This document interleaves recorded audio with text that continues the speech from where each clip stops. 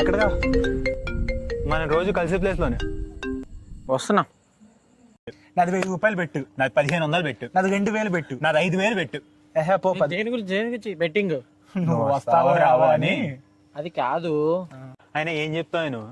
అమ్మ సరుకులు తీసుకురమ్మంది, తమ్ముడు ముడ్డి కడగమన్నాడు, నాన్న అక్కడ దించి రమ్మన్నాడు, అక్క ఇంకేదో అంది. ఎప్పుడు ఇవే కాకుండా ఇంకేమైనా చెప్పావు కొత్త రీజన్లు?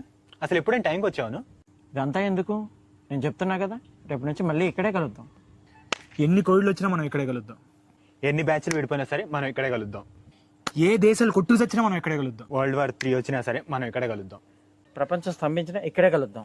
కలుద్దాం అన్నట్టు చెప్పడం మర్చిపోయా. అమ్మ చిన్న పని చెప్పింది, ఏమనుకోకు. ఓకేమా? రేపు కలుద్దాం.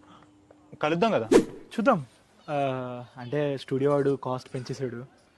సో కొత్తగా స్టూడెంట్ని హైర్ చేసుకోవాలి, సో మార్కెటింగ్ చేసుకోవాలి. సో చూద్దాం, నెక్స్ట్ మంత్ ట్రై చేద్దాం. తెలుసు కదా, పెళ్ళైన తర్వాత అసలు టైం దొరుకుతుందా?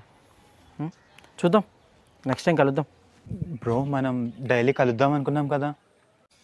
అర్థం చేసుకోండి బ్రో, ప్రతి ఒక్కరికి ఒక రీజన్ ఉంటుంది. నా దగ్గర అయితే మరి కలవకపోవడానికి రీజన్ ఏం లేదు.